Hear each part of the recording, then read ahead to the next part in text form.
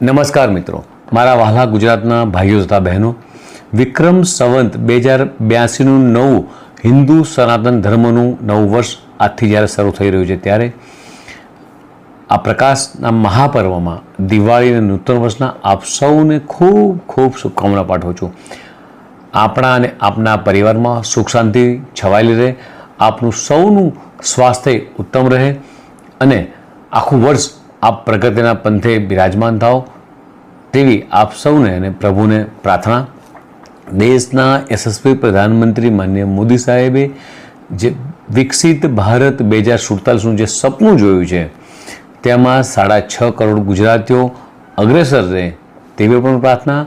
વિકસિત ગુજરાતથી વિકસિત ભારત બનવાના આ સંકલ્પ લઈ આપણે સૌ આ નવા વર્ષમાં આગળ વધીએ.